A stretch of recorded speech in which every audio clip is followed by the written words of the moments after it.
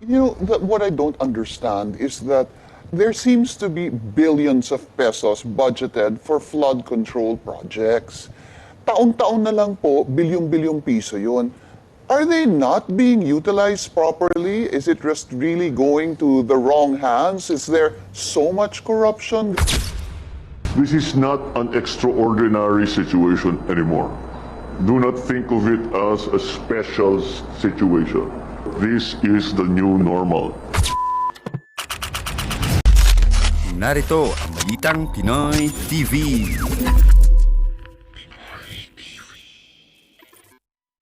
Okay, ayan po yung maiinit na topic natin ngayon ha. Sinabi na po ni Bongbong Marcos na yung baha na yan, new normal na raw. Papayag ba kayo? Ha? Hindi ko maintindihan itong presidente natin ngayon ha. Sasabihin, can't you solve the problem of baha, Mr. Bongbong Marcos? Sasabihin mo lang yan, new normal na yan. Di na natin masusolusyonan yan. No, new normal na yan. My God, Bongbong Marcos. Di mo ba alam, maraming bata ang nagkakasakit dyan dahil sa baha na yan? Grabe ka. Okay, so ito pa, pag-usapan din natin itong si Baste Duterte, no? Mayor Baste ay may sinabi po siya ni Torre, no? Matagal na raw siyang hindi nakabugbog ng unggoy. Unggoy pala si Torre. Yan, ipapakita rin natin yan, no? Okay? So yun po ang mga pag-uusapan natin. Pero ang lahat, bago natin ito pag-uusapan, help me po na i-like muna ha at i-share itong video na ito para guys kakalat ito sa taong bayan. Okay, sabay-sabay nating i-like muna at i-share itong video natin, Facebook at YouTube. 1, 2, 3, go! Okay, like and share para maraming makalam. And also guys, paki-subscribe at paki-follow ito para lagi kayong updated sa mga balita na kagaya nito at ma-notify ang inyong mga cellphones kung meron tayong breaking news. Okay? So, kagaya nito, breaking news ito. So, sabay-sabay nating i-follow, i-subscribe, Facebook at YouTube. Ready? Follow, subscribe. 1, 2, 3, go! Ayan, thank you very much. Okay, so, ayan guys, kapi-kapi muna tayo ha. Oh. It's a good combination ha. Manood kayo ng balita ngayon sa akin at nagkakape rin. Ayan ha. Nilagyan ko kasi ng sugar yung kape ko eh. Oh. Ito yung pinakamasakit na sinabi ni Bongbong Marcos. Ang baha raw, new normal na raw, di ba? Itong taong to wala talagang pagmamahal sa taong bayan. Ha? Buti ka kasi sumasakay ka lang ng mga magagarang sasakyan. Ang mga pobre nating mga kababayan, sasabihin mo lang, "Oy, magbaha lang kayo dyan. New normal na yan." Hindi ka ba naaawa sa mga bata? O ito. Nag-inspeksyon sa evacuation center at nabahagi ng tulong sa mga nasalanta si Pangulong Bongbong Marcos. Sa kabila niyan, ang ilang nagpoprotesta ipinwesto sa baha ang sona ng Pangulo. Nasa Grabe. frontline na balita yan si Gerard de la Peña. Spotted si Pangulong Bongbong Marcos. Dito, at dito. Basta nasa baha siya. Nagsosona o State of the Nation address. Pero ang literal na lumulutang na Pangulo sa baha, gawa lang sa cardboard. Paraan niya ng protesta ng Greenpeace Philippines. Bit-bit ang banner na "This is the State of the Nation" at "Make Climate Polluters Pay." Habang sinasabi ng gobyerno na tayo ay committed to climate justice, hinikayat ng Greenpeace ang administrasyon. Na una, suportahan ang Climate Bill. Pangalawa, itigil ang suporta sa fossil fuel expansion. At pangatlo, panagutin ng mga malalaking kumpanyang namiminsala sa klima. Si PBBM, bumisita naman sa San Mateo Evacuation Center. Namigay ng... Diyan siya magaling, yung magbisita siya sa mga biktima. Ayuda, namimigay ng relief goods. Yan lang ang solusyon niya. Wala. Yung baha, mga tao dyan, yung baha. Hindi, magbaha na kayo. Hanggat may buhay pa kayo, may baha pa rin. Basta presidente nyo, kaya magpalit na kayo ng presidente. If gusto nyo, walang baha, magpalit na kayo ng presidente. VP Sara can do the solution. Yan. Nangyari ba ito sa panahon ni Duterte? Wala. Diba? Kaya hindi kayo marunong maglinis dyan sa mga canals nyo. Diba? Baha. Sabi ni Bongbong Marcos, new normal. Eli, kinumusta ang mga bakwit at nagpatawag ng briefing. This is not an extraordinary situation anymore. Do not think of it as a special situation. This is the new normal. Ganito na talaga ang buhay natin kahit ano pang gawin natin. Ganyan na ang buhay natin. Bongbong Marcos, sila lang, ganyan ang buhay nila. Pero ikaw hindi. Nakasakay ka ng magagarang sasakyan. Kawawa yan New normal? Wala kang gagawin dyan? Dahil ipa-new normal mo na? Grabe ka. Shift in thinking that we have to think. Kung ganito na raw ang magiging normal, baka panahon na rin para gawing normal ang mabilis at konkretong aksyon. Tuloy naman ang State of the Nation address na magiging simple lang daw sa gitna ng kalamidad. Nagbabalita mula sa frontline, Gerard de la Peña. Grabe. Nakakahiya itong Pangulo na ito It's very obvious na wala ka talagang pagmamahal sa bayan na ito. Hindi mo masolusyonan ang baha na ito. Tama nga si Presidente Duterte. You are a weak leader. At tama naman si VP Sara, hindi ka marunong. Alis ka na dyan, Marcos. Di ka talaga marunong eh. Di ka talaga marunong. Eh eto, pakinggan natin itong veteran urban planner na si John Palafox. Ha? Ano ba talagang nangyari dito? Okay? Panoorin natin, pasok. Bakit nga ba lagi na lang binabaha ang Metro Manila? Kasama natin ngayon sa studio ang veteran urban planner na si June Palafox. Sir June, maraming salamat po sa inyong oras. Diretso ng tanong, bakit ho ba talaga palaging binabaha ang Metro Manila? If I may share, mid-70s pa, nandun na yung solutions. After the big floods of, I think, 1970-73. So there was a project called Metro Plan Manila in Manila Bay Region Strategic Plan. Metro Plan Manila funded by the World Bank. I was a team leader and senior planner, project officer for the UNDP-funded Manila Bay Region Strategic Plan. And I remember the conversation that time, with the do-nothing scenario, we'll have catastrophic flooding, traffic, garbage problem, all the problems we have now. We said that when I was 25 years old, I'm already 75 years old, natulungan ko na 40 countries. So ano ho yung mga recommendation nung mid-70s na kahit papano sa palagay ninyo ay nagawa na ngayon? Yeah, maybe ang hindi nagawa muna. Dredging ng Laguna Lake at saka Parañaque Spillway. Kaya after Ondoy, I was in Dubai, tinawagan ako ni Darius Bondok. Some people were blaming God for the floods. And I said, it's not an act of God, but sin of omission and of men and women running our country. Because the solutions are there, hindi pa natutupad. Correct. Like, O siya na mismo ang nagsabi dyan ha. Harap-harapan ang mga solusyon na yan. Nandyan yung solusyon. Pero, meron kasi tayong presidente yung bangag. Kaya hindi magawa-gawa.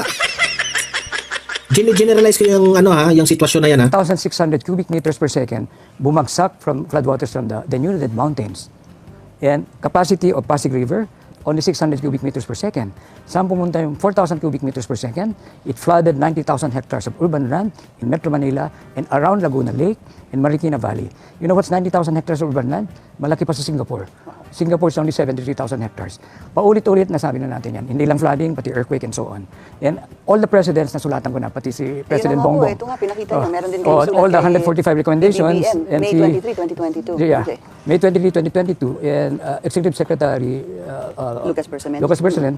he distributed... Pero kung si Bongbong Marcos ang sagutin mo dyan, wag na yan. New normal na ito. Di ba? Pero itong si June Palafox, meron siyang solusyon. Ganito sana ang presidente natin mag-isip. Kaso wala eh. Gumib up na eh. Ganyan na. Baha na kayo all the time. New normal na yan. submitted my letter to government agencies concerned. Okay, pero yung simplified na sagot siguro, kapag kayo po ay tanungin ngayon, bakit ho ba palaging baha ang Metro Manila, Sir June? One is urbanization, rapid urbanization. So we have to review even our subdivision code, building code, etc. And also our drainage system and flood control, 75% undersized, silted pa. Kasi yung design criteria, good for 25-year return of typhoons and floods. The 100-year typhoons now are happening every other year. So it's 75% undersized. Tapos yung subdivision code natin, even mountain communities, sellable, 70%.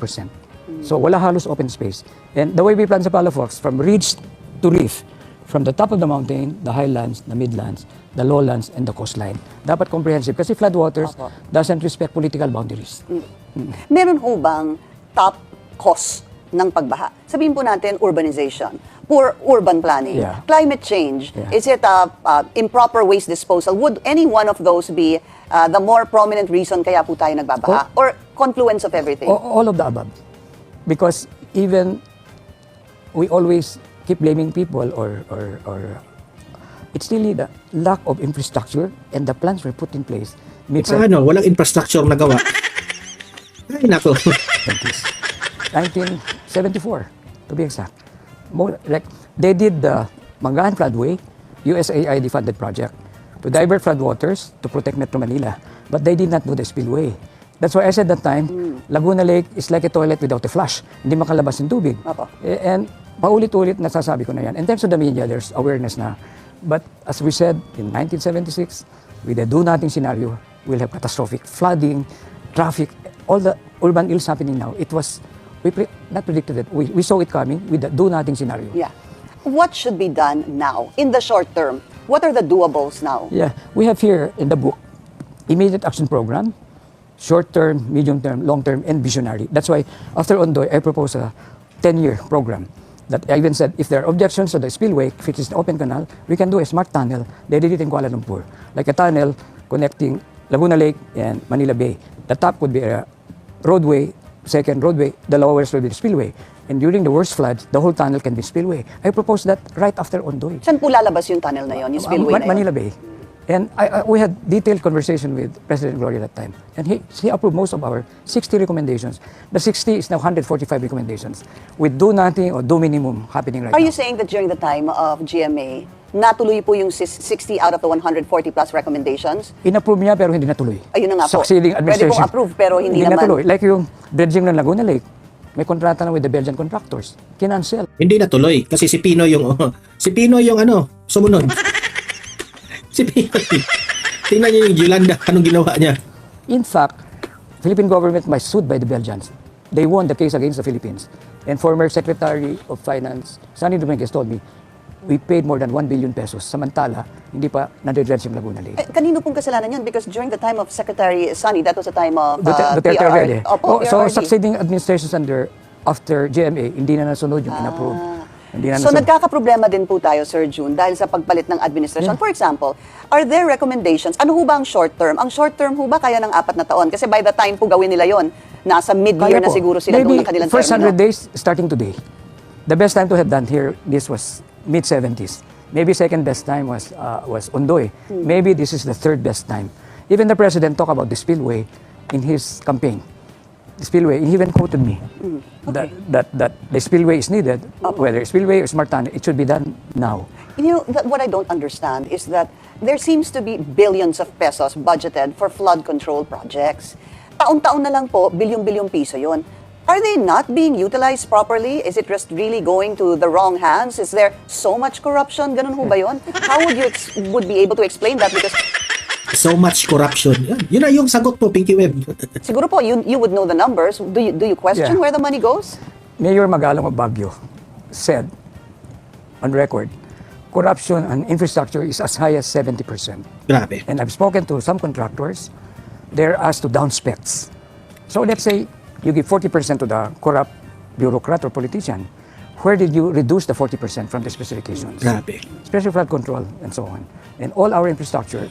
And if 40 to 70% goes to corruption, we'll have worse problems coming to us. But can that still be accounted for? Pwede pa ho bang silipin yan? Para lang po, once and for all, matigil na yan. At kung ano ho talaga yung dapat sa flood control projects ay mapunta doon. Yes, yes, in fact, when I wrote this book, Towards Resilient Cities and Communities, which I got the Best Author Award, it's 90% less expensive to address the hazards before they become disasters, aside from saving human lives, buildings, infrastructure, and agriculture. And I asked, how come walang pork barrel sa prevention? And sinagot sa akin, Palafox, you were not born yesterday. State of calamity, wala nang bidding-bidding. Mas malaking kikitain sa rehabilitation. Grabe. And you might want to fact-check that one because that was the answer given to me. Maybe it's time that, somebody really Dumarami kasi ang mga buwaya ngayon eh. looked into the projects that were undertaken, how much was allotted, and siguro really get experts if the specifications were actually completed as planned. Yes, ma'am. Including the bidding process, the building permits and all of that. I think it should be very transparent. Even the bidding process, maybe it should be televised. Right. And we should know who are winning the bids. There were And how much that bid ma'am. was, yeah. There are many instances that we were 15 million pesos lower and we did not qualify. Okay. What about reclamation? Are there good reclamations, Sir June, and are there bad reclamations? Or are reclamations in general just not good? 1976, the Metro Plan, we commented no further reclamation until a comprehensive study of Manila Bay is done. So 1975-76. Then when I was named hired to help plan Dubai, one of my projects was reclamation. If you do it right, proper planning, proper engineering, and so on, it's good. That's why I beg off from doing reclamation project in Manila Bay. Accepted only one because it's not reclamation, it's land recovery. Yung largest airport by San Miguel Corporation. Accepted that because due diligence was done, it's not reclamation, those are titled fish ponds. And So we're talking about Bulacan? Yeah. Okay. So it's land recovery, it's not land reclamation. Then around Laguna Lake used to be maybe 70,000 or 60,000 hectares. Because of siltation, it flooded the surrounding. So you can do just like we did for Dubai Creek. We narrowed down Dubai Creek, we made it navigable, and the land recovery, I called it, not reclamation. We created very beautiful waterfront development. And many countries now doing reclamation because we are, I think 70% of our community cities are coastline. So some countries now with a high sea level rise are doing reclamation to replace the lost one. But they do it very well. Okay. The impact on Okay. flooding and so on, and also as wave breakers. With the big wave, tsunami, they should break it and All right. protect the mainland. So if done properly, engineered properly, planned properly, implement properly, It's okay. I'm okay with reclamation. Just a quick question, just a follow-up. What about the Dolomite Beach? Dolomite, in fact, conceptually it's good, but because there are no open spaces like in Tondo, you see the people going there, poor people.